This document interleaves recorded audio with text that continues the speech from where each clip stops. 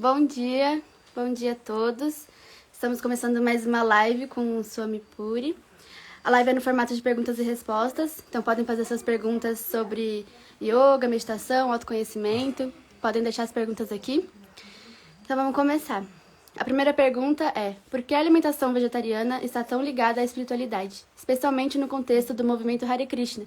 E como essa escolha pode influenciar a conexão espiritual dos praticantes? A alimentação vegetariana ela está ligado com um dos pilares do Dharma, né? Que é a misericórdia. Então, por exemplo, se você quiser praticar a vida espiritual, você vai ter que ter misericórdia. Praticar a vida espiritual já é a misericórdia, né? Que você conseguiu, né? Brahmanda Brahmite Kona Bhagavan Diva, né? Ou seja, significa que você estava vagando, né, nos mundos aí, nos mundos superiores, intermediários, inferiores, e aí por uma misericórdia você conseguiu uma conexão, né, com o Guru e com Krishna. Isso é o que a gente entende. Então, para a gente continuar mantendo essa misericórdia, a gente tem que ser vegetariano. Por quê? Porque quando você mata um animal, ou seja, quando você realmente sacrifica um animal para sua satisfação pessoal, então você está como impedindo o desenvolvimento dele, né? Ou seja, você está como atrasando, né, a evolução dele. Isso explica, né? As escrituras explicam isso. Então, se você não tem misericórdia com os animais, como você pode obter misericórdia com Krishna, né? Então esse é o ponto. Esse é o primeiro ponto. Então a gente precisa... o Bhakti ele é misericórdia. A misericórdia é algo que não é inerente na gente, né? Ou seja, esse fator, a kripa, a misericórdia é uma coisa que vem de fora. Então Krishna ele está dando misericórdia para a gente, né? Então, para você praticar o Bhakti, tem que ter misericórdia, não tem jeito. Então a misericórdia ela vai chegar até você se você for também misericordioso com os animais. Esse é o princípio básico, né? Outra coisa é que Krishna ele não aceita, né, alimento oferecido, alimento que tem esse sacrifício, né, assim, que mata um animal, porque não precisa realmente, a gente não precisa. A gente pode comer vegetais, frutas, raízes, grãos, tem uma infinidade de opções, né, que você vai ter. Então, para que você vai querer matar, sacrificar um animal? Krishna não vai aceitar. Então, por isso que o vegetarianismo, né, ele está muito conectado com esse aspecto da espiritualidade. Se você quer praticar a vida espiritual, você tem que ser vegetariano. Não tem como, eu vou praticar a vida espiritual, vou comer carne. Pode. Você pode cantar o Mahamantra Hare Krishna e comer carne, isso pode.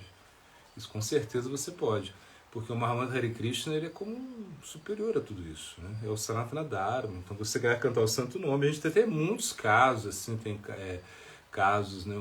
Mrigari, né? Que era um caçador assim, muito cruel, né? E ele foi praticamente mesmo Ratnakara, né? Que depois se tornou Valmiki Muni, que escreveu o Ramayana, né? Imagina, ele escreveu o Ramayana, que é uma epopeia, né? Um livro assim muito importante pra gente. E ele escreveu o Ramayana 300 anos antes que o Sr. Ramachandra aparecesse aqui nesse local, no Boma Lila, ou seja, nesse Lila manifesto. Imagina, 300 anos antes. Então ele contou tudo o que ia acontecer. Mas antes ele era assim, um bandido, ele comia carne, ele matava os outros, né? Violava as mulheres, ele fazia coisas assim, atrocidades, mas ele foi purificado, né? Ele não conseguia nem pronunciar o nome de Rama, né? Então ele teve que falar, Narada Muni deu para ele falar Mara, né? E esse Mara em algum momento se tornou Rama, né? Então você vê que o Bhakti ele tem esse ajuste, né? Então o Guru ele pode iniciar você, né? Mesmo até você realizando alguma atividade pecaminosa, não tem problema nenhum, assim, porque o santo nome, a gente entende que o santo nome ele é superior a qualquer coisa, né? Só que vai chegar um momento que você vai ter que ter misericórdia mesmo. Você vai ter que ter misericórdia dos animais, senão a misericórdia não vai chegar a você. E Krishna não aceita, ele só aceita alimentos que são vegetarianos, né? Então a gente, vamos pensar nisso. Então a espiritualidade está conectada a isso, né? Você você ser misericordioso para que a misericórdia continue chegando a você, e também ao mesmo tempo você querer ter uma relação com Krishna. E a relação que você vai ter com Krishna é que você vai oferecer as coisas para ele. Você não vai comer nada se você não oferece. Você diz que o Bhakti Yoga, o QG central do Bhakti Yoga é a cozinha, né? Ou seja, a cozinha que a gente tem mais intimidade, porque era Dharani, a cozinha era Dharani, né? Então você precisa cozinhar para Krishna. Então quem satisfaz Krishna é Srimati Radharani. Então a gente vai oferecer o quê? Alimentos vegetarianos. A gente não vai oferecer carne de jeito nenhum para Krishna. Então por isso que a gente não pode comer carne, né? É por isso que o vegetarianismo está tão conectado com a espiritualidade. Jai Gurudeva, muito obrigada. A próxima pergunta é do Fábio Luciano. Bom dia, como ler o Mahabharata? Como ler o Mahabharata? Bom, tem que abrir ele. Brincando. Então, você tem que ler o Mahabharata entendendo, né, que o aspecto principal do Mahabharata é o Bhagavad Gita, né? Então até se diz que o Mahabharata é um livro muito assim, dharmático, assim, trata muito de Dharma, né? Ou seja, aí você vê, né, o Yudhishthira, Draupadi, né? As histórias do Mahabharata estão todas centradas assim, muito no Dharma, né? Por exemplo, eles eram kshatriyas, né? E aí eles comiam carne. Aí é meio estranho, como eu acabei de falar, né? Que o Bhakti, você não pode comer carne, mas é assim mesmo. O Yudhishthira, Bhima, né?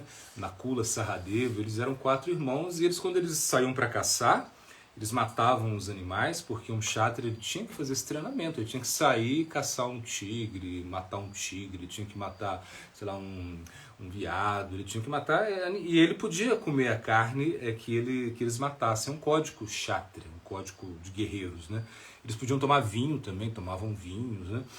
Então, assim, isso como a carne, de certa maneira, dava para eles um estímulo, assim, para, sei lá, uma certa violência, uma coisa assim. Então eles podiam comer carne, e a gente vê que algumas passagens do Mahabharata a gente está ali, que tem isso, né? O Mahabharata, mas então se diz, se você tirar o Bhagavad Gita do Mahabharata, não sobra nada, e assim explica, né? Claro que sobra muita coisa, né? A gente entende que sobra, mas não sobra nada por quê? Porque o ponto central do Mahabharata é o Bhagavad Gita, essa conversa que Krishna teve com Arjuna, né? Então você tem que ler o Mahabharata assim como entendendo que tem que chegar nesse ponto. E quando você lê o Mahabharata é muito incrível. Por que o Mahabharata é muito incrível? Primeira vez que eu li o Mahabharata, a sensação que eu tinha era que, nossa, copiaram tudo daqui. Todos os livros de romance, novelas, tudo isso saiu daqui. A sensação que eu tinha era essa, né? Eu tinha lido assim, muitos livros clássicos, né? E era muito emocionante. Eu já li o Mahabharata muitas vezes, né? Porque é uma coisa que você não quer parar de ler. Quem pega o Mahabharata, inclusive aqui na fazenda já sumiu vários, né? Mahabharatas. Que a gente empresta, a pessoa não quer parar de ler, vai embora e leva. Acontece. Mas, então por quê? Porque realmente emocionante. O Mahabharata é uma escritura de Kali Yuga. Ou seja, diz que o Mahabharata e o Srimad Bhagavatam são 2 escrituras de Kali Yuga, né? E o Mahabharata ele é como uma coisa assim muito emocionante, é cheio de intriga, política, traições, é uma coisa que você não quer parar de ler, assim, incrível. E aí você vai entender também o contexto do Bhagavad Gita, né? Porque quando no início, né, você vê lá, né, o Dhritarashtra, Sanjaya, Duryodhana, como a primeira vez que você pega o Bhagavad Gita, você vê, nossa, quem que é esses caras, né? Que tá falando. Mas no Mahabharata você vai entender, né? Porque é todo esse contexto, assim, a guerra, né? E aí você vai ler o Mahabharata assim, querendo chegar no Bhagavad Gita. Quando você chega no Bhagavad Gita, quando você chega no Bhagavad Gita dentro do Mahabharata, aí você já acha chato, porque é como um diálogo, né? Krishna está falando do karma, do jnana, está falando da diva, está falando de Krishna, né? Dele mesmo, das suas energias. E aí você pensa, nossa, deixa eu voltar para a ação, né? Você quer voltar para a ação logo, né? Então você quer que esse capítulo termine rapidamente, que é o Gita, né? E é o mais importante, né? Só que quando você vai ler, agora quando você vai ler o Mahabharata e você vai ler o Gita, né? O Gita que está dentro do Mahabharata, o Gita tem 700 versos, né? Acho que é isso, 700 versos. E quando você chega no Mahabharata, você quer que acabe logo, porque ficou chato o Mahabharata. Você começa a ler lá, não, cara, eu sou a fonte de todos os mundos materiais, espirituais, né? Tudo emana de mim, ó, filho de Kunti, ó. Aí você fala, poxa, acaba isso logo, né? Porque a hora é a minha forma universal, veja isso, contemple aquilo. E você quer que termine logo isso, para quê? para que você entre logo na ação de novo, porque parece que a ação é que dá a emoção. O Mahabharata é isso. É muito dramático o Mahabharata, é dramático demais. Uma vez eu estava lendo o Mahabharata, tem um devoto me, nossa, tão dramático o Maharaj, né? Lendo o Mahabharata, e é dramático mesmo, imagina. Ele começa aí, bom, a gente vê lá, né, a esposa de Santanu, né? Satyava, Ganga. A esposa de Santanu, Ganga, né? Que ela desceu dos planetas celestiais, né?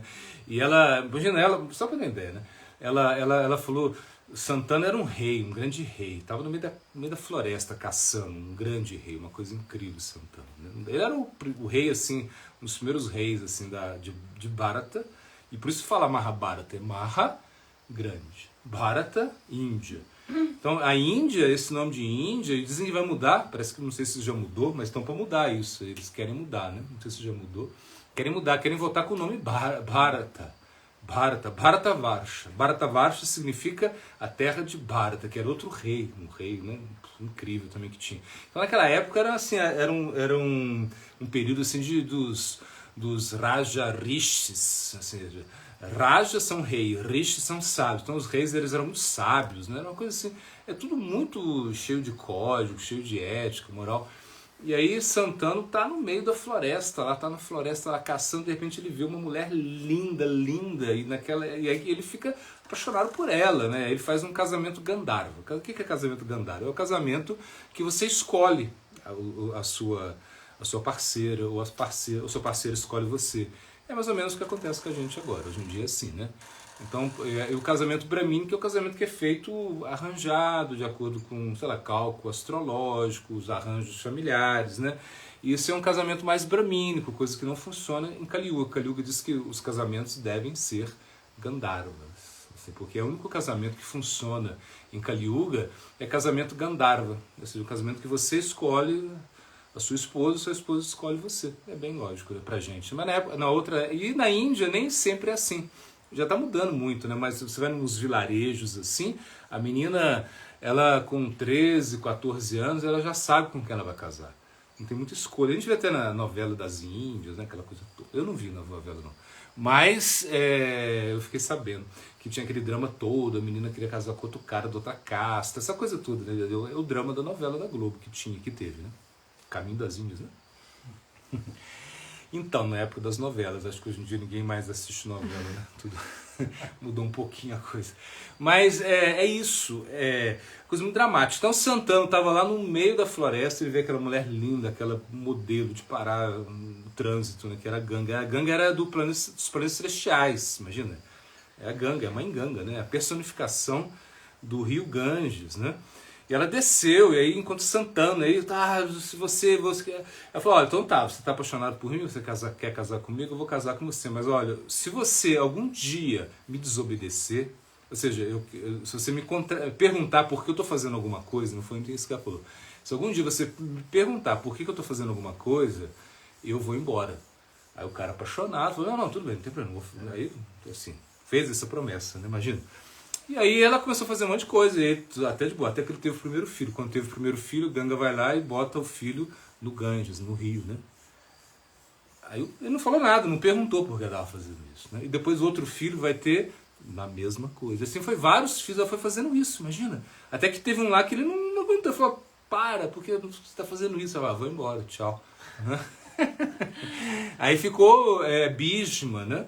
Bhishma ficou, que era Devavrata, né? Devavrata, e ele depois foi conhecido como Bhishma, que ele fez um voto de celibato, né? Imagina, eterno, né? Imagina, para ajudar o seu pai. Não, uma coisa assim, é coisa assim incrível, você começa a ler o Mahabharata, você não quer parar. Então eu recomendo Mahabharata. Aí é bom você ler o Mahabharata e depois, assim, ou em conjunto ler o Bhagavad Gita. O Bhagavad Gita não é para ler igual novela, senão é diferente. O Bhagavad Gita não é novela. Isso é um diálogo que você tem que ler um verso e tem que meditar no verso. Falar, nossa, por que ele falou isso? E se você ler o Bhagavad Gita sozinho, não consegue. Você tem que ter um bom comentário, né? Por exemplo, o comentário de Srila Tripurari Goswami Maharaj, um comentário mais moderno, você lê ele, ele vai te explicar. E mesmo ele disse, né, que queria fazer um comentário muito simples, mas não conseguiu. Não conseguiu. Ele vai ler o comentário do Purana Maharaj, não entende nada. Assim, a gente entende um pouco, porque a gente está acostumado com a filosofia, a gente estuda, mas você vai ler assim e fala, nossa, o que ele está dizendo, né? Ele quis facilitar. Só Maharaj Prabhupada também fez seu comentário, né? Ele é mais, assim, é mais fácil, mas, de certo sentido, ele é mais fácil, mas é mais antigo, assim, no sentido assim, que é clássico também, é um Bhagavad Gita clássico, mas não te explica algumas coisas, tem outro enfoque, é diferente. Né, assim, e Cícera Maharaj, ele nem comenta muito, você vai ler o comentário de Cícera Maharaj do Bhagavad Gita, ele nem comenta muito, né? Mas quando ele faz um comentário, você não entende nada, é uma coisa assim, te leva lá na raça, Madhura raça, é uma coisa assim, você nunca tinha imaginado isso, né? Então o Mahabharata te leva ao Bhagavad Gita, é assim que a gente tem que ler o Mahabharata. Jai Gurudeva, muito obrigada. A próxima pergunta é da Ana Paula Cardoso. Ela fala, bom dia, uma dúvida, por que a japamala fica dentro do saquinho? Então, por que a japamala fica dentro do saquinho? É porque nas nossas escrituras, né, nosso Smriti Shastra, ou seja, na escritura que você que você lembra, né? Então, Smriti significa lembrar, Shastra significa escritura. Então, Smriti Shastra, a escritura que você tem que te lembrar, é um código de conduta que você tem que seguir, né? Então esse código de conduta, assim, é mais ou menos o Smriti Shastra é como, sei lá, uma pessoa que tem, vou dar um exemplo, você dirige, né? Você é um motorista e você tem o código de trânsito, né? Não é isso? Código de trânsito. Então você tem que saber as leis de trânsito, né? Você tem que saber o que acontece com as leis. Então o sinal vermelho, o que é o sinal vermelho? O que é o sinal verde? O que é a faixa dupla? O que é a faixa amarela? O que significa aquelas coisinhas assim que você está na estrada, um negocinho que vai? O que é isso, né? Aí você tem que saber isso, por isso que você estuda, né? Aí você fala assim, mas eu sei dirigir, mas eu não quero seguir isso, não. Aí o guarda, aí você para numa faixa amarela, sei lá, uma faixa amarela, uma coisa assim, que você não pode parar, e o guarda vem e te multa. Você fala assim, não, mas eu não sabia. Como? Não importa, você tinha que saber. Por quê? Porque são códigos, né? Então, para praticar o Bhakti, a gente tem algumas regras também. E o Bhakti Rasamrita Sindhu, que é um livro que foi escrito por Sanatana Goswami, né? Ele que é considerado como arquiteto da nossa Sampradaya, da nossa linhagem, né? Ele escreveu um livro que fala o que você tem que fazer e o que não tem que fazer. E ali fala que a japamala tem que estar escondida, ser escondida. Ou seja, a mala, né? A mala, isso aqui, opa. Então, não é para eu mostro aqui, eu vou perder, eu vou virar uma abóbora meia-noite, não é isso não. Mas o que acontece? Eu mostro a japa para você, eu não devo mostrar, porque é uma coisa secreta, assim, uma coisa é minha de Krishna. Porque quando eu canto na minha japa, eu estou cantando na Tulasi, né? Na iniciação você ganha uma japa de Tulasi, a Tulasi é Tadia, ela é muito querida para Krishna, né? Tulasi. E você esconde isso. Ou seja, esconde, você não tem que ficar mostrando para os outros. É como, por exemplo, sei lá, no amor. No amor, você tem um caso amoroso com uma pessoa, né? Você não vai ficar falando o que você fez. Né? Ninguém, bom, só se o cara for maluco, né? Mas você não vai ficar falando o que fez, assim, com a sua namorada. Não vai falar isso. E aquela pessoa que você gosta, na verdade, você não vai falar isso. E a japa é mais ou menos isso. Quando você canta japa, você entende que o quê? Que é uma conexão que você tem com Krishna. Você está querendo desenvolver uma relação amorosa com Krishna. E a maneira de você chamar Krishna é através da japa, através do Mahamantra. Você não precisa também ter a japa. Eu posso cantar sem japa? Pode, não tem nenhum problema. Mas a japa está feita de Tulasi. Tulasi é muito querido por Krishna. Aí se diz, né? Tadia Tulasi, Vaishnava, Mathura, Bhagavata, Echiriya Sevahai, Krishnera Bhimata. Então se explica o quê? Que Tulasi, Krishna fica mais feliz quando você segura na Tulasi, quando você faz algum serviço a Tulasi, né?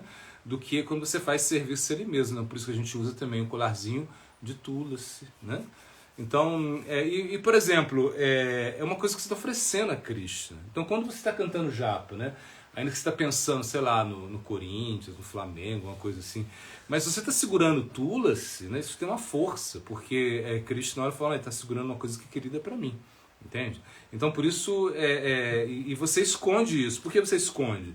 Porque é uma coisa amorosa, secreta, é uma relação que você tem com Krishna e ninguém quer saber disso, ou seja, você não precisa revelar isso, pode guardar em segredo isso, né? Então por isso você esconde, né? Para ninguém ficar olhando, né? Como um objeto, né? Um objeto íntimo, né? Que você tem, né? Para se relacionar com Krishna, você não vai ficar mostrando isso para as pessoas, entende? Então é mais ou menos isso. Então você esconde, né? Em algumas escolas, bom, nem tudo é bem. Na Gopinath Gaudiya Math, quando a gente foi iniciado no espaço da Bhakti Pramod Puri Goswami Maharaj, ele dava essa instrução que a gente tinha que esconder a japa, né? Aqui.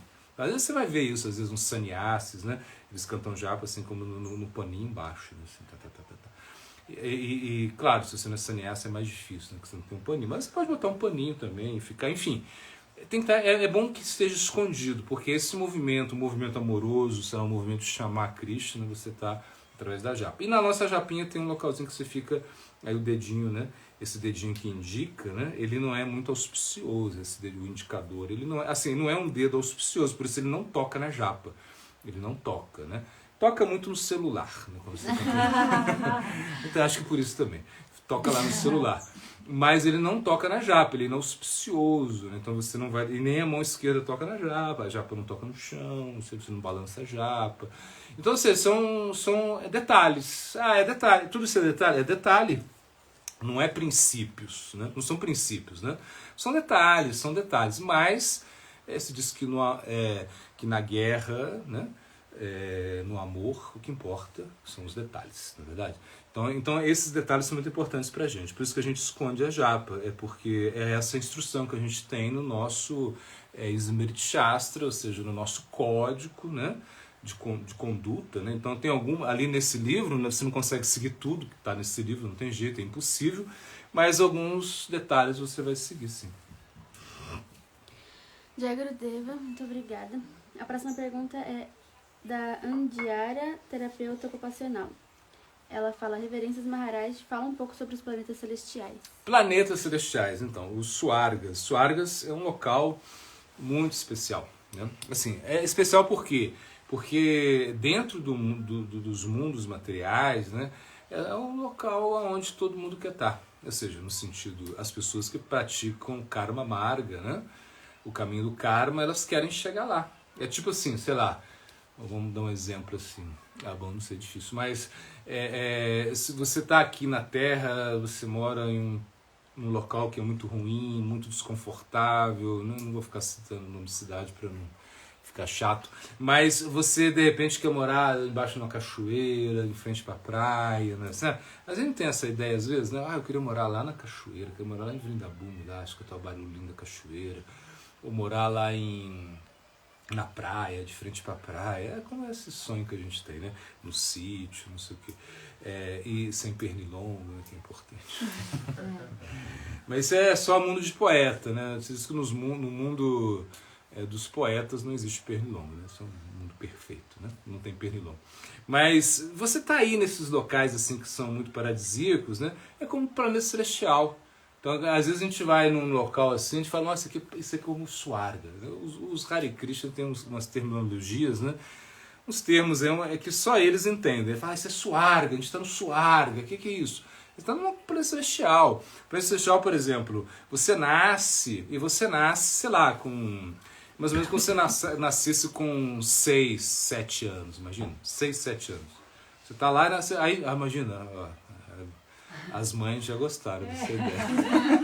Porque realmente, até os 4 anos, a criança vai sofrer muito até os 4 anos, né? Por isso que se diz, né? Do 0 aos 4 anos, você não lembra quase nada, né?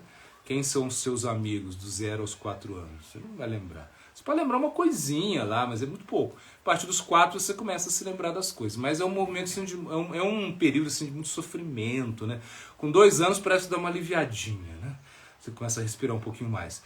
Mas até os 4 a mãe sofre, a criança sofre. Imagina, não consegue ficar parada, assim, né? Em pé, né? Não consegue ficar em pé. E, bom, tem que usar uma fralda. É coisa que acorda toda hora, que é uma coisa horrível. E para a mãe é muito ruim isso para a mãe, né? A mãe não... Imagina, a mãe vai sofrer muito a licença...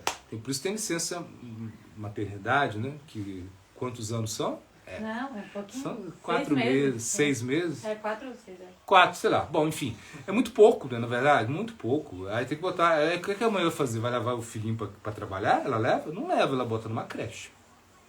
Tomara que a creche seja boa, tomara que a enfermeira... Como é que é? Babá? Professor. Babá, professora não seja uma serial killer. Coisas assim, né? Porque, ou que não seja uma pessoa que vai judiar de sua criança. Porque você não sabe, pode ser que não. Eu tô falando assim, brincando, mas acontece, né? Você vê coisas assim, né? Quando você vê nas notícias, né? Coisas estranhas, né? Acontece, bom, enfim.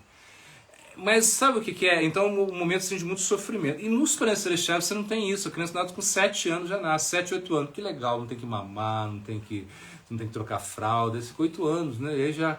E legal. Tem adolescência? Tem, mas assim, mas sabe o que acontece? Você não fica velho no planeta celestial. Sabe isso? Não fica velho.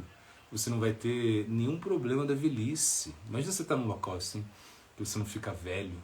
E tudo que você comer, você digere. Qualquer coisa, qualquer coisa. Agora, por exemplo, agora eu quero comer uma feijoada e comer 2 quilos de chocolate. Tá bom, aí eu quero, porque meus sentidos, né, querem isso. Mas quando eu começo a comer, eu posso até comer, mas depois eu vou ter que pagar a consequência, entendeu? Porque você não come uma feijoada e 2 quilos de chocolate, fica tranquilo. A não ser que você tenha um fogo digestivo do planeta celestial. Se você não está no planeta celestial, você pode fazer isso, tranquilo, pode comer. E aí manda uma melancia depois, né? E depois e assim você faz, né? Por exemplo, planetas celestiais tem o quê? Tem somaraça. Somaraça é um suco que tem lá, né? E você toma esse suco, sei lá, é uma bebida assim que te dá barato. Você fica doidão, assim, você fica vendo coisa, a parede abre, você, né, começa... É assim, sei lá, nunca tomei. É bom, ou tenha tomado em alguma vida, mas é uma coisa que te altera a sua consciência, você vê tudo tranquilo, lindo, só que não te causa nenhum problema. A heroína também faz isso, alguém deve ter falado aí, né? Bom, nunca usei, mas olha, o que acontece? Você vai usar a heroína para ver o que acontece, né? No futuro. Você pode até ver bonito, eu entrei dentro do quadro, eu já conversei com gente que já tomou heroína, né? Já usou, sei lá. Eu falo, a gente entrei dentro do quadro. Imagina você tá o quadro de Cristo, você entra dentro do quadro e fica fazendo os passatempos com Cristo tomando heroína. Tudo bem, você pode fazer isso, só que depois tem a sua consequência. Quando não tiver, você vai ficar viciado. Agora, a samaraça você toma, tem todos esses baratos, e o seu corpo fica forte.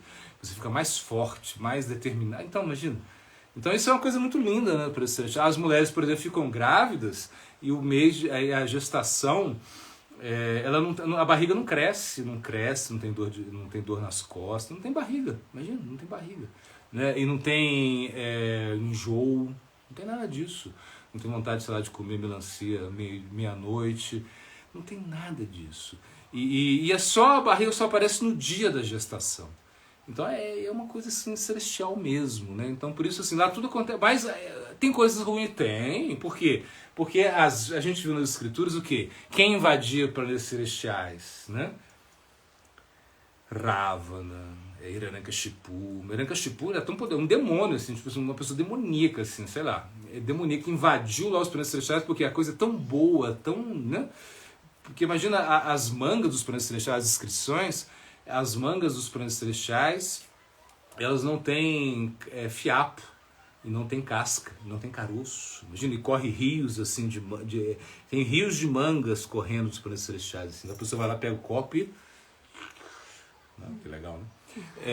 E sem agrotóxico, sem nada disso, sem, né, fertilizante. Imagina, então a coisa tá lá. É incrível, o planeta celestial é incrível. Isso é uma coisa assim, absolutamente incrível. Mas os demônios, pessoas demoníacas, eles querem ir lá e roubar. Porque as mulheres são lindas, os homens são lindos. Então você pega a pessoa mais bonita, sei lá, a pessoa mais linda do planeta Terra, não sei quem é, o homem mais lindo.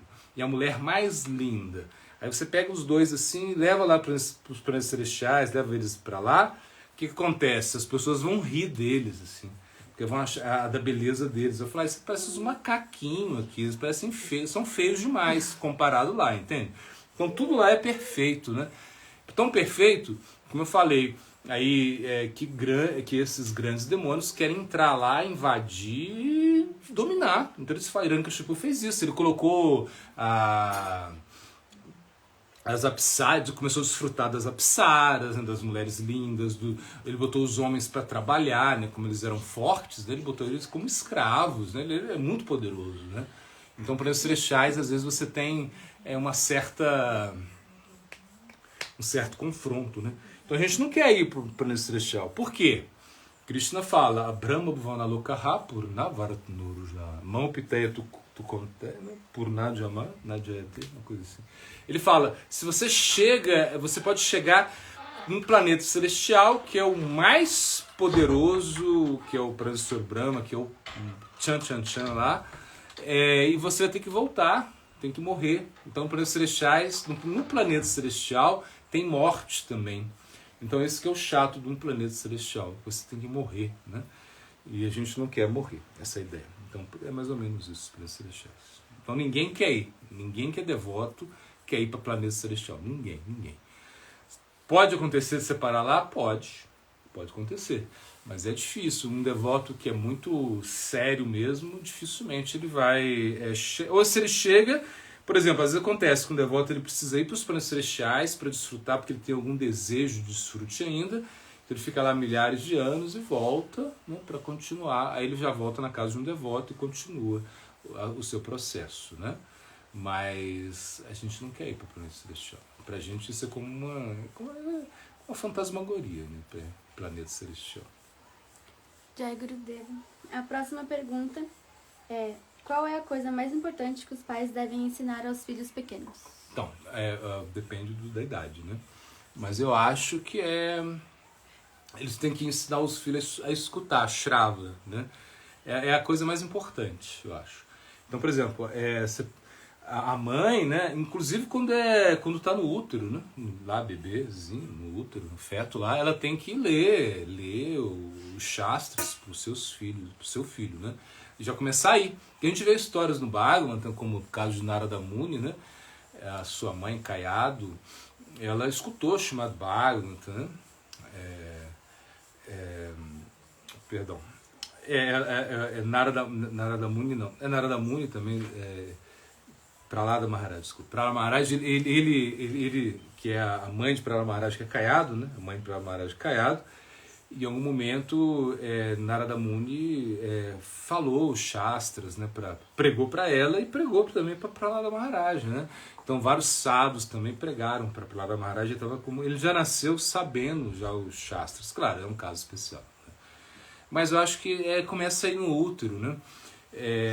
Para a criança ela tem que... O ouvido é muito importante, né? Por exemplo, se você pega uma criancinha de 2 anos, né, 3 anos, né, aí você bota ela lá na China, né, aí você vê que em 6 meses ela já fala chinês, assim, sei lá. Vai falar umas palavras, vai falar melhor do que você, que estudou um tempão, não é verdade? Por quê? Porque a criança tem essa facilidade, né? Sei lá, acho que o córtex frontal, uma coisa assim. Bom, eles falam isso, não sei se é verdade, mas eles dizem que você tem eles falam que é o córtex, né? Frontal, acho que é isso mesmo. Que é mais maleável, né? Como é maleável, né? Então é mais fácil aprender língua, você pode ensinar seu filho a estudar inglês rapidinho, é só botar ele aí lá nos Estados Unidos com 2, 3 anos, lá, 4, sei lá, uma coisa assim, ele vai rapidinho, ele tá te dando um show, você que tentou estudar inglês a vida toda, ele tá falando muito melhor que você. Por quê? Porque tem essa facilidade, né? Então, é isso, é escutar, Shravana. As crianças devem escutar.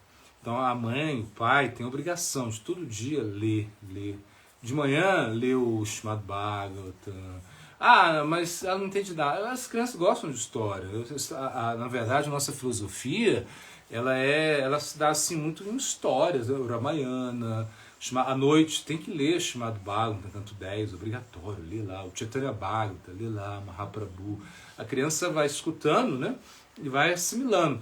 Claro, você não vai falar, eu quero que meu filho canta Hare Krishna, dá a japa para cantar 64 voltas. Não vai conseguir, claro, não vai conseguir fazer isso, né. Estudar filosofia também, não vai conseguir. Seguir princípios, nada disso ele vai conseguir. seguir alguns princípios, assim, mais assim. Não é uma coisa prazerosa. Então, melhor é estimular o ouvido da criança, assim. Tem que estimular mesmo, assim, botar mantras, né? E principalmente a filosofia. As histórias, em vez de contar a história do lobo mau, Chapeuzinho Vermelho, conta lá do Mahabharata, conta as raças com Krishna, as raças os passatempos de Krishna, né? E a criança vai ficar muito estimulada, ela vai ficar como atraída, né, a isso. E é uma coisa inconsciente, ela vai escutando, e quando ela vê também que os pais dão essa importância a isso, ela muda, né? Ela cresce com essa consciência. Agora, claro, os pais reclamam, né? Mas eles não param, não sentam, né, ali, sei lá, meia hora de manhã para ler, porque nem eles leem, esse é o problema, né? Nem eles leem, nem eles nem conseguem ler nada. Aí querem depois que os filhos sejam, né, os Mahadevotas, que sejam brahmacharis, que vão lá morar com Swami Puri, não sei. Não é isso não. Peraí, calma aí. Se você mesmo não leu, você mesmo não está lendo, como é que o seu filho vai... Dificilmente ele vai se interessar pelo Bhakti, né? Então ele tem que escutar. Aí tem audiobook, né? Vai lá, a gente fez um audiobook do Mahabharata. Menino, você vai, bota lá para ouvir, alguma coisa vai entrar. E entra muito fácil, porque é isso, né? Porque nesse momento, né, o ouvido, né, tá muito perceptivo, capta coisas. E é isso, eu acho que é isso. Mas é Shravana, que é o primeiro processo também, é Shravana. Shravana Kirtana. Depois ele pode cantar. Claro que tem meninos, né, aí que a gente vê, né, que nasceram na família de devotos, que são especiais mesmo, né? Já tocam mirdanga, né? Mas eu vi um menino aí que ele, sei lá, com 10 anos, a gente tocava mirdanga melhor que o pai, assim, né? Dava um show no pai, assim, mas é porque isso tem uma facilidade, tem, né, para decorar versos, para aprender as coisas, sim. Mas o que a gente pode fazer é isso, é estimular com o som. Essa é a melhor coisa. Jai Gurudeva, muito obrigada. A próxima pergunta é do Fábio Luciano. Nesse momento de profunda incerteza quanto ao futuro do planeta, como o conhecimento Hare Krishna pode ajudar a humanidade? Então, o planeta vai acabar. É verdade, vai ser tudo destruído, não tem como. Então já se fica mais relaxado. Porque realmente a gente acredita assim, que vai tudo estourar mesmo. Vai estourar o Sol, vai estourar o planeta, a Terra vai estourar, pum, acabou. Acabou o Sol, acabou a Via Láctea, acabou tudo, acabou a Lua, estourou tudo. Então não tem como. O destino é esse, é a destruição. É a destruição e depois criação de novo. Então a gente não tem que se preocupar muito com esse futuro, porque não tem futuro, vai acabar. Vai acabar mesmo, né? Ah, mas se cair uma bomba. A bomba não é nada, pô. Uma bomba não é nada. O que uma bomba atômica vai fazer? Vai, né, destruir um pouco, claro, vai dar mas depois a coisa vai até se recuperar, e aí a coisa vai seguir, mas quando tiver que acabar, vai acabar mesmo, né? Então a gente não está muito preocupado com o futuro do planeta, que a gente sabe que vai acabar. Agora, cara, nem por isso a gente vai avacalhar, vamos sair jogando, né, plástico na rua, vamos poluir, porque vai acabar mesmo, então vamos chutar o pau da barraca. Não, a gente não pensa assim, a gente vai cuidar, porque a gente tem a nossa responsabilidade karmática. O que a gente tem que entender é o seguinte, que agora... o que a gente está fazendo aqui pro planeta Terra? Por exemplo, você usa ar-condicionado, né? Quem usa? Todo mundo usa. Por quê? Porque é muito legal estar no ar-condicionado, né? Vocês usam fechadinho, você não dá essa onda de calor aí que tá. Você, né? Imagina, você bota lá o ar-condicionado, você tá assim, né? 20 graus, você vai botar 20, bota 18, tipo assim, legal. Só que isso acaba com o planeta, né? Acaba não, mas... A luz, você não é legal usar a luz? É muito bom usar a luz, né? A internet, então é legal, mas isso acaba com o planeta, né? Não, mas é claro que não acaba tanto, sei lá, igual essas indústrias, igual a Monsanto, não sei, alguma coisa assim que está acabando mesmo com o planeta. Mas você está acabando aos pouquinhos. Todo mundo, a gente veste roupa, a gente anda de carro, não é verdade? Todo mundo tem que andar de carro, você viaja de avião. Então, eu não vou viajar de avião, porque imagina o combustível de avião qual é, né? É um combustível assim, muito especial. Não é etanol, né? Não é o biodiesel, né? Você não vai... O avião não funciona biodiesel, não. É uma gasolina super, que é caríssima, entendeu? Que é super refinada. É por isso que é caro, né? Um avião também, né? Então a gente não tem muito essa consciência. Por quê? Porque a gente está num mundo muito de exploração, a gente está explorando, a gente quer explorar. é geladeira, é não sei o que, micro-ondas, é não sei o que, mais não sei o que. Imagina, você pega assim, você vai lá e pensa, o açúcar, né? Você vai lá e, eu vou comer um doce, né? Tá bom, mas e aí para ter esse açúcar, né? Qual foi o processo disso, né? Ou seja, vai lá na plantação de cana-de-açúcar, né? E vai ver o que eles fazem com a cana-de-açúcar para açúcar chegar a esse docinho que você comeu, que você adorou, que é o bis lá que você comeu. Eu tô falando disso que eu não quero falar de nugget. Nugget? Nugget? Nuggets. Nugget? Nuggets. Nugget. Esse franguinho em caixinha, né? Que você come. Tem gente que come um franguinho assim, que não é um negocinho assim que come, que é incrível, né? Assim, é uma coisa assim. É o frango mesmo, o frango virou um negocinho desse tamanho, uma coisa assim. Não quero falar nisso, né? Nesse pedacinho de frango que você tira lá, que o cara frita, que deve ser uma delícia, que eu nunca comi, misericórdia, não comi isso, né? Mas porque também sou mais antigo, né? Não tinha isso na minha época, né? Se tivesse, a gente comeria. Mas o que acontece? Acontece que você come um docinho que você está comendo aí, o seu docinho de leite, né? Ou o seu sorvetinho que tem, né? Sei lá. Isso aí teve um baita estrago na natureza, entende? E a gente não tá a gente não tem essa consciência. Estão destruindo a Amazônia. Então, vai fazer o quê? Você vai pegar uma arma e vai lá matar garimpeiro, vai matar... Não tem como, entende? Você pode até fazer isso. Eu sou do Greenpeace, né? E aí eu vou lá, Tá bom, mas não vai resolver a situação, não. Você não tem como. Você vai à Amazônia, por exemplo, você vê que lá, sei lá, acho que é 40% do território nacional é a Amazônia, praticamente é isso, né? E é gigante o negócio. E você acha que eles não vão destruir, assim, que vão deixar lá assim para a eternidade? Não vão, eles vão explorar o máximo que eles puderem, né? E depois faz um parque lá, Parque Nacional, o Parque Internacional da Amazônia, né, tal, vamos conservar. Mas o que eles puderem destruir, vão destruir. Até que, sei lá, vai ter uma intervenção nacional, internacional, pode ser, eu até acredito. Mas, olha, não resolve. A coisa é difícil, as guerras, o pessoal está falando das guerras, né? A Rússia, a Ucrânia, Israel, Hamas, não sei o que. Essas guerras, entendeu? Elas sempre existiram, só que com em outras situações. Sempre existiu guerra no mundo, sempre existiu. Você vai pega a história, quem é historiador, que eu não sou historiador, você pega historiador e vai te falar que sempre existiu guerra. Por quê? Porque é o karma, entende? É o karma. Você destrói a natureza, você não tem consciência de nada e tem guerra. Guerra é para isso. Você come qualquer bicho aí, você mata os animais, vai ter guerra. Enquanto a gente estiver matando os animais, vai ter guerra. Tem jeito de salvar isso? Não tem como. Não tem jeito de mudar o mundo, mas tem jeito de você mudar você mesmo, de você tentar alcançar uma liberação, né? Isso sim. Então a gente aconselha o quê? Cantar Hare Krishna, que a gente aconselha isso. Por quê? Olha bem, vou te falar. Eu aqui cantando Hare Krishna, eu estou ajudando o planeta. Você não imagina o tanto que eu ajudo o planeta com esse som. O Mahamantra é um som muito poderoso. Então você canta o Mahamantra Hare Krishna e o som vai subindo, né, na atmosfera e vai contaminando aí a atmosfera toda. Isso vai ajudar muito, né, a combater esses sons que são sons estranhos aí, que deve ter eu não acompanho, já podia dar um exemplo. Na minha época, que é a Loura do Tchan, sei lá, uma coisa assim. Alguma música muito estranha, né, que contaminava, né, a camada aí, né, sutil, né, do sutil, porque um som contamina. Imagina aí o tanto de música que eu não acompanho mesmo, mas o tanto de música estranha que deve ter aí, que agora as pessoas estão ouvindo. Isso atrapalha muito a consciência das pessoas. Isso fica no ar, no éter, né? Fica aí, e depois isso vai influenciar todo mundo, né? Isso não é papo de bicho grilo, nada disso não.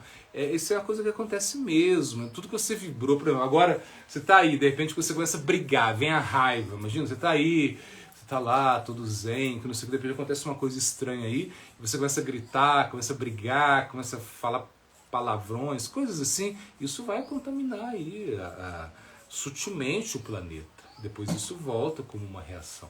Então, quando a gente canta os mantras, no Mahamantra Hare Krishna, está ajudando a limpar. Além dessa limpeza, né, essa limpeza interna que o Mahamantra tem, que é muito mais poderosa mesmo, isso é individual. Existe também uma limpeza aí do sutil assim da atmosfera. Então, você cantar Mahamantra Hare Krishna, você está ajudando muito. Então é isso, cantar Mahamantra Hare Krishna, cantar para o Sonishinra, né? O Sonishinra, dizem que o Sonishinra, ou seja, com as suas manifestações, né? Ele mantém, ele ajuda, né, que a coisa não estoure tanto assim. Qualquer momento pode estourar uma guerra nuclear? Pode, só que é meio um suicídio, a gente acha que é um suicídio. Eles não fazem isso por quê? Porque não querem perder dinheiro, né? Porque você joga uma bomba, depois o cara joga uma bomba em você, acabou a exploração. É um suicídio mesmo. Pode ser que algum maluco faça isso, né? Espero que não. Mas a gente tem que estar preparado para tudo. Né? Para tudo. E também assim, nunca houve uma arma que o ser humano não usasse. Né? A bomba atômica a gente sabe, ela já foi usada, por meio um testinho, porque já tinha acabado a guerra, vamos jogar lá, né? Essa foi a ideia meio macabra aí do pessoal, joga para ver como é, né? Porque a guerra já estava terminada, a Segunda Guerra Mundial, quando jogaram a segunda bomba. Agora, pode ser que em algum momento estoure uma guerra mesmo, pode ser que falte alimentos, pode ser que, né, sei lá, que a gente vai estar aí, né, tentando comer barata, não sei, uma coisa assim, né? Mas, poxa, se acontecer isso, a gente tem que continuar cantando Hare Krishna, porque e aceitar o nosso karma, entende? Porque por a gente teve uma pandemia aí que, né, que matou muitas pessoas, né? E foi uma coisa assim que deu uma paranoia geral. Foi a única vez que eu vi que o mundo parou, assim, tudo parou mesmo, né? Foi essa vez. Ou seja, acho que, bom, na minha geração, assim, o que a gente viu foi isso, um momento onde parou, todo mundo ficou com medo, ninguém queria, né, sair, ninguém queria falar com ninguém. E, claro, muitas pessoas morreram, outras pessoas não morreram, né, mas, enfim, o mundo está aí, continuou. Assim. Então pode ter uma guerra, pode acontecer uma catástrofe, muitas pessoas, né, desencarnarem, pode, mas se você tiver que continuar aqui, você vai continuar. Talvez seja até pior continuar, mas a gente tem que confiar em Krishna mesmo. Jai Gurudeva. A próxima pergunta é da Andiara, terapeuta ocupacional. Fale sobre o reaparecimento de Krishna em Kali Yuga como Kalki. Kalki. Grata. Kalki Avatar. Então, aí não vai aparecer. É que parece que... bom, as escrituras dizem que nessa Kali Yuga ele não aparece, né? Porque já vem Chaitanya Mahaprabhu. Então, na verdade, sim, toda Kali Yuga vem Chaitanya Mahaprabhu, mas em algumas Kali Yugas, né? Na maioria das Kali Yugas, né? Vem Goura Narayana. Então é Mahaprabhu no humor de Narayana.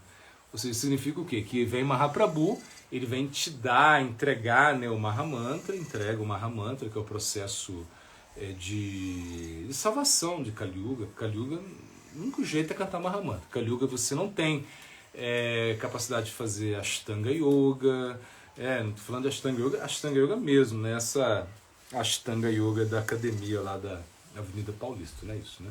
É Ashtanga Yoga de morar numa floresta, de não ter amigo, não ter mulher, não comer chocolate, uma coisa assim, muito assim, muito, né? Não ter família, não ter nada disso. Isso é uma coisa que é difícil demais para as pessoas praticarem. Em Kali Yuga ninguém pratica isso. Também o Guiana, o processo de Guiana, né, ficar lá renunciando, ficar só com o intelecto, entrar numa caverna, ficar só meditando, lendo as escrituras, também ninguém faz, né? Karma também, ou seja, fazer sacrifícios, pegar um cavalo, sei lá, matar um cavalo, né, e jogar ele no fogo e depois ele reviver, né, e voltar jovem. Acho que ninguém vai fazer isso, ninguém vai acender o fogo só com os mantras, não tem jeito de você praticar esses processos na nossa era que a gente tem. Então, nossa era, Harinama, Harinama, Harinamaiva Kevalam. Ou seja, o único processo é o Harinama mesmo, cantar o santo nome. Não tem outro processo, tem que cantar mesmo, né? Então, quando é Goura Narayana ele te traz o processo, a liberação de Vaikunta. Você vai para Vaikunta, né? E quando você vai em Vaikunta, né, você experimenta, né? Salokya, Sarti, Samipya, Sarupya. São 4 tipos de liberação. você pode ter a mesma forma, você pode morar no planeta de Narayana, você pode ter a mesma forma de Narayana, você pode ter as mesmas qualidades de Narayana, você pode estar as mesmas opulências de Narayana, estar muito perto de Narayana, é mais ou menos isso. Isso é a liberação Vaikuntha, não? A liberação que é uma liberação assim, definitiva, você vai, mas é um humor assim, mais de Aishvarya, ou seja, um humor assim, de opulência, então você vai estar lá, né, vai estar Narayana, vai ter uma certa distância, né, muita opulência. Isso é como esse processo de Vaikuntha. E nessa Kali Yuga específica veio Krishna, e como Goura, então é Goura Krishna, então é uma Kali Yuga diferente, Kali Yuga, onde vem Chaitanya Mahaprabhu que está te dando Vrindavana, né? Então está te dando esse aspecto de Madhura Rasa. Você pode ser uma gopi, um gopa, ou seja, você pode ter um relacionamento assim, a nível amoroso com Deus, né? Assim, no sentido assim, muito puro, né? Puríssimo, ou seja, de conexão amorosa com Deus. Você pode ser um amigo de Deus também, Shakyarasa, Vatsalyarasa, você pode ser o pai de Deus. Te dá outras opções assim, muito mais íntimas, muito mais interessantes, né? Você brincar com Deus, né? Você castigar Deus, você amarrar Deus, assim, é uma coisa assim, muito mais interessante, né? Do que ficar só lá, né? Deus lá no trono e você longe dele. Então, quando é nessa Kali Yuga, então, os nossos acharyas falam que Kalki não vem. Kalki não vem. Porque qual a descrição de Kalki? É que ele vem, né, uma encarnação de Cristo, um avatar de Cristo, né, que vem, né, montado num cavalo, sei lá, cortando a cabeça, com a espada na mão, cortando a cabeça de todo mundo que sobrou com uma purificação final, é uma coisa assim, né. Só que nessa Kali Yuga não vai rolar, ou seja, então não vai ter, né. A gente não tem que esperar isso, Kalki, né, segundo os nossos acharyas, né. Agora, você vai esperar o quê? Você vai esperar que o santo nome, né, que é Chaitanya Mahaprabhu mesmo, né, que ele te dê essa liberação através do santo nome. Então a gente, em Kali Yuga, a gente conta com a misericórdia de Chaitanya Mahaprabhu e não com o aparecimento de Kalki, né? Jai Gurudeva, muito obrigada. A última pergunta é: o que significa o termo anarta e como a identificação e eliminação de anartas são importantes para o processo espiritual? Então, anarta significa aquilo que não é necessário, né? A arta significa aquilo que é necessário, né? Então, por exemplo, a gente tem arta, kama, arta, moksha, enfim, dharma, moksha. Então, a arta é como um processo, algo necessário para a sua vida, a arta. Por exemplo, a arta significa você possuir coisas, ter coisas, isso é arta, né? Tudo aquilo que é necessário, uma casa, uma comida, proteção, coisas assim. E anarta são aquilo que não é necessário, então como o contrário, né? Então, por exemplo, a avidya, a ignorância, né? Você tem uma certa, ou seja, nós temos uma certa ignorância da nossa própria identidade, né? Ou seja, quem a gente é, ou seja, quem somos, né? A gente ignora isso, a gente está ignorando a nossa posição constitucional, né? Isso é como só anarta, o anarta assim, raiz, primordial. Você não sabe quem você é, você não sabe aonde você está, você não sabe que você tem uma conexão com Deus. Isso é a vida, é um anarta feio, né? Então os anartas, basicamente, eles estão conectados, né, com anartas que vêm do karma, né? Então, por exemplo, você tem, de acordo com o seu karma prévio, né, você tem anartas que vêm, por exemplo, de atividades ímpias, né, de atividades que você realizou em outras vidas que foram atividades ímpias, que agora geraram anartas, né? E você também tem anartas, né, que vêm de atividades piedosas, né? Então, por exemplo, você tem, às vezes uma pessoa tem muita facilidade para desfrutar, né, uma coisa assim. Então ela é tão rica, tem tanto dinheiro que ela vai andar de helicóptero. Ela não vai caminhar no, sei lá, uma coisa assim, imagina. Pessoa que só anda de helicóptero, você nunca vai ver um Hare Krishna na vida, né? Então já tá complicado. Ela não vai na praia, já não... Ela tem uma praia só pra ela. Tá na praia, não aparece um Hare Krishna vendendo um livrinho pra ela. Coitadinha. Por quê? Porque tem um anarta. Assim, tem um anarta.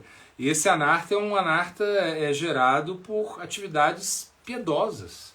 Ela fez tanta piedade em outras vidas, imagina, que agora ela nasce numa posição tão confortável que você não vai falar com ela. Você não vai falar com essa pessoa, um Hare Krishna não vai falar com ela nunca. Então, coitadinho, nunca vai receber a misericórdia de um Hare Krishna, né? Assim, tô brincando, mas é mais ou menos isso. E a pessoa fica tão orgulhosa que não ajuda ninguém, e acaba que depois ela desce, tem que sofrer, depois tem que estar carregando lá, puxando, né, carrinho de papelão lá na, sei lá, na Paulista. Por quê? É porque realmente tem que sofrer porque não usou bem os recursos que tinha, né? Uma coisa assim. Então o anarta ele pode vir a isso, é do karma, né? Tanto piedoso como ímpio, né? Ele também surge de atividades do próprio Bhakti, né? O próprio Bhakti gera anartas também, né? Quando você pratica o Bhakti, você vai ver que em alguns momentos, né, você está gerando anartas, né? Então, por exemplo, o Bhakti ele é atrativo, ele deixa você atrativo, ele deixa você orgulhoso, né? Você fica conhecido, você fala assim, não, agora você começa, aí você tá conversando, aí o pessoal, vou falar do Prarabdha Karma, vou falar do karma, do Aprarabdha Karma, não sei o que, bababá. Aí você já fica, o cara sabe mesmo, né? Aí você fica, né, orgulhoso, né, do plano da consciência, e aí vai. E aí nisso o orgulho é uma característica também do Bhakti, ou seja, é um anarta que vem do Bhakti. Os anartas também surgem de aparadas, ou seja, de ofensas, né? Você às vezes ofende, né? Ofende o santo nome, ofende aos devotos, ofende as deidades, aí isso vai gerar anarta. Anartas são basicamente gerados disso. Agora, como você vai eliminar isso, né? Nama Sankirtana Sarvanarta Nashana. Sarvanarta Nashana significa que você elimina, né, os anartas cantando o santo nome. Se você canta o santo nome, você tira os seus anartas. É a maneira. O santo nome ele entra como um varredor mesmo, né? Ele está varrendo. E se ele está varrendo, ele está limpando, né, o seu coração, limpando tudo que tem de ruim aí. Isso é a maneira mais fácil de você eliminar os anartas, é cantando o santo nome. Então a gente canta o santo nome para tirar anartas. Os anartas vão ser todos eliminados simplesmente por cantar o santo nome. Jai. Jai, Gurudeva. Muito obrigada. Vamos encerrar a live por aqui. Muito obrigada pela participação de todos. E esperamos vocês no próximo domingo. Jai Om Vishnupada Sila Bhaktivedanta Puri Goswami Maharaj Ki Jai. Hare Krishna.